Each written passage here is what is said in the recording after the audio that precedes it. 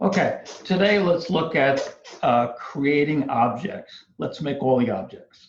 But first, a couple things, or one thing in particular I forgot to mention last time when I was talking about navigation.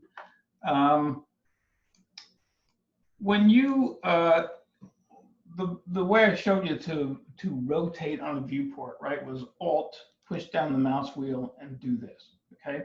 You want to make sure, I don't think I was very clear about this. You want to make sure that you only do that on the perspective viewport, okay? So watch, if I go up to my front viewport and do Alt and drag the mouse wheel, it becomes orthographic viewport, which is a word for, it's a kind of view, it's a 3D view like perspective, but without perspective, okay? Stuff doesn't get smaller when they go farther away. But anyway, we've now lost our front viewport, okay? And it's very common when I go around and look at students' workplaces while they're working that they've rotated on every one of their viewports and they no longer have, you know, flat controllable views into the world that they're working in. And it makes things way harder, okay? So to put these back, if it's, you're going to do that by accident anyway, because it's really easy just to rotate on a viewport by accident. But all I got to do is hit T for top. This was F for front, or maybe it was the other way around. But at any rate, you could just put them back that way. So, and this is L for left. And if you forget T stands for top, you can just look up here. And if it's rotated on, it'll be say orthographic, but I can go T for top, you know, bottom, front, etc. to get back to reality. And one other thing I wanted to mention is the help area in the program. Some software like Adobe, the help area, I don't find really all that great, but in Autodesk, it's really good. So if I just go to help and Autodesk 3ds Max help, and it'll take me to this gigantic, you know, manual and tutorials of everything I could want. So if I go to basics and say I want to viewing and navigating 3D space, it's got you know, all this stuff, and I can general viewport concepts if I want to look at those. I mean, you can, if you don't understand something, you can always look here. This program has a huge user base, and it's actually, it was originally called 3D Studio in like, I started using it in '92, I think. And then around 2000, it turned into 3ds Max, somewhere in that neighborhood. But lots of people use it, and you can go on YouTube and find tons of tutorials and stuff like that. But this manual is very good, so don't forget that it's there. Anyway, back to the program. All right, so let's make a bunch of shapes and then look at their parameters, okay? So I made a box, right? And if I go to modify, I see that I can adjust its length, its width, its height, and the number of segments, okay, in the length, width, or height. Okay, I don't see those here because I don't have show edges on in my description, but that is F4 to show edges. All right. So you would want to put these segments in if you were bending the object. But if you're not bending the object, doesn't make it somehow better to be divided up into a bunch of segments. So you always want to use the minimum possible. Okay, so there's a box. Let's go back. Let's go through all of them. Sphere, okay? Just click and drag a sphere, and then you can control stuff while you're making it, but generally the routine is you make it and then you go to modify, okay? And I can change the radius, the number of segments that, or how much kind of resolution or detail there is to it. I can make it a hemisphere if I want to, like see how it's doing that. And it can be chopped, meaning it when you divide it down to a part of the sphere, just gets rid of the other ones, or if it's squashed, it keeps the same number of segments. Okay, it just pushes them into a smaller area, slightly different. Okay, I'm going to put this back to all on, and then there's also this slice where you can make like a pie out of it, like that.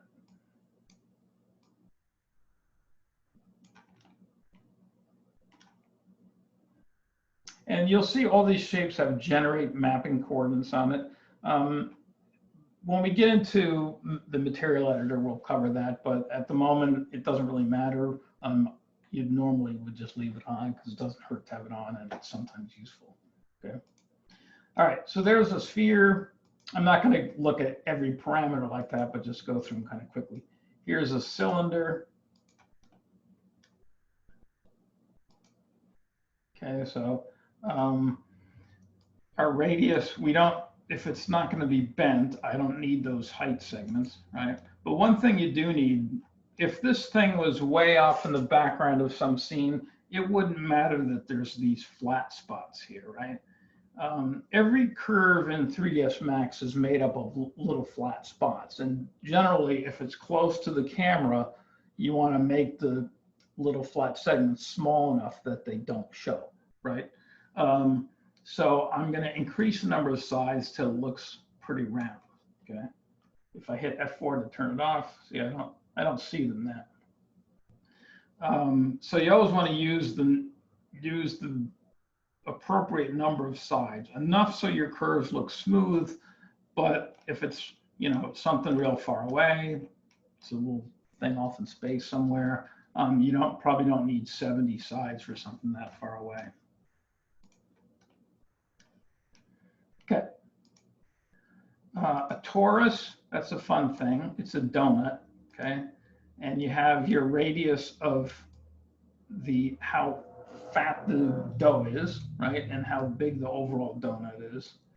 And you can do all kinds of, this will rotate it, twist it. And there's various things you can play with that. Teapot. 3ds Max has always had a teapot. There's some reason why, but I forgot what it is. It's always available. Text Plus is a place to put text in. Okay, let's look at this for a minute. Generally, text is shapes.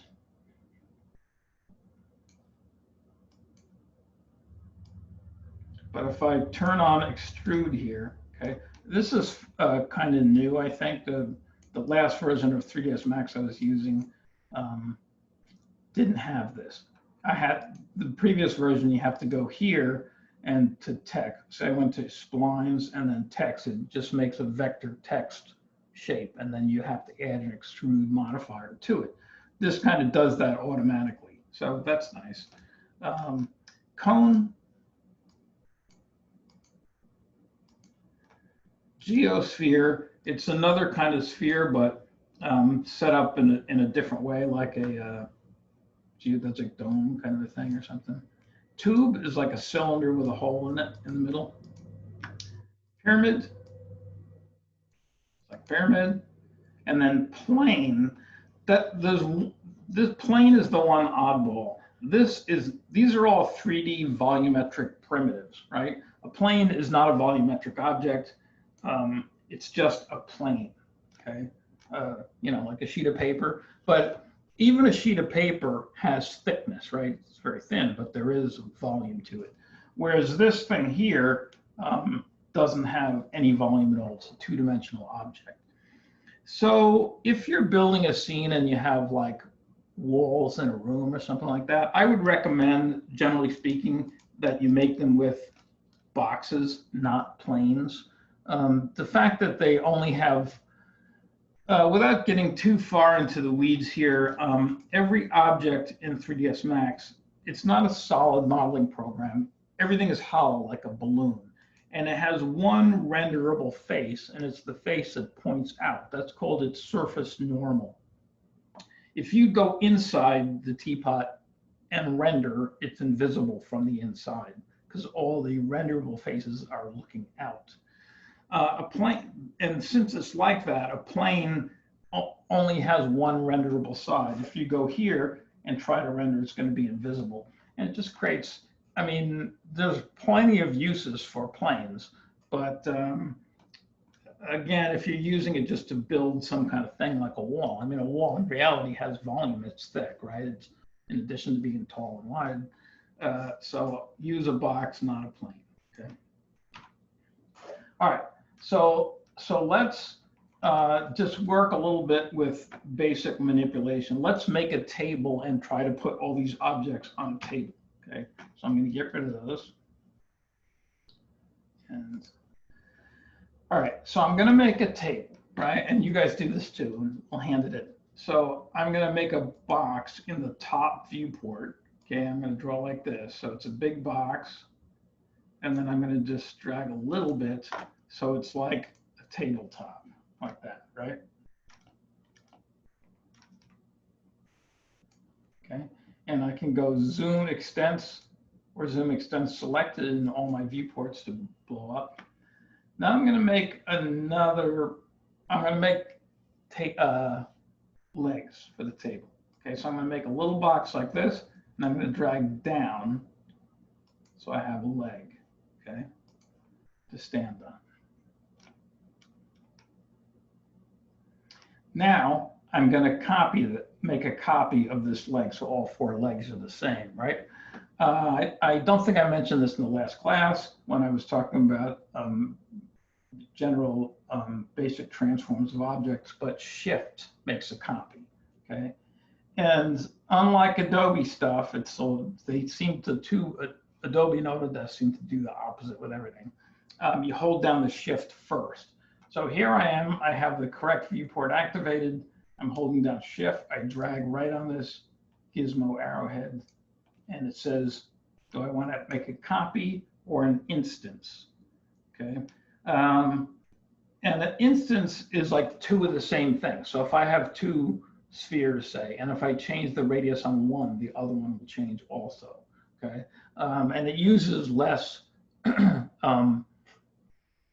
memory and RAM and stuff because they're kind of like the same object twice. But here we just want to, let's just say copy. Okay. Now I'm going to make this viewport bigger. So I'm going to click on the other. Remember, Control adds to our selection, right? Now I'm going to hold down Shift and go like this. And I don't know what's with my voice lately, but and then I made a copy. Okay. So there's a table with legs. And now let's go and put one of everything on it. Okay. Now you'll notice that if I look at it in this is why we have all these other viewports. Here's the top, that's looking down on the table. If I want to change this from wireframe to default shading, I can, okay? I'm just going to leave it at wireframe override. But here, whoops, get back to select and move. You'll see that my box is actually kind of like intersecting with the table. So let's make it so, move it up so it's just sitting on the table, okay? Just so. All right, and then let's make a sphere. Okay, same thing here. It needs to be sitting on the table. All right, and you want to size your objects so they all fit on the table. So we're just doing a little bit of simple manipulation here of things. Take the radius down until I can fit it on there. Okay, what's next? Cylinder. Okay. I'm drawing these in the perspective viewport, but I could draw them, say, in the top viewport, and I get that. All right. You wouldn't want to draw it. I mean, you could, but you probably don't want to draw it in the front viewport, for example, because then the cylinder is aligned in a different way. It's lying down. I mean, if you want it to be lying down, that's cool. Do it there. Do it there in the front viewport, for example. All right, and go through and make a nice table like this and put one of every object except for a plane on the table, okay? and then I'll show you how to render that out and we'll hand it in. Okay, should be simple, hopefully.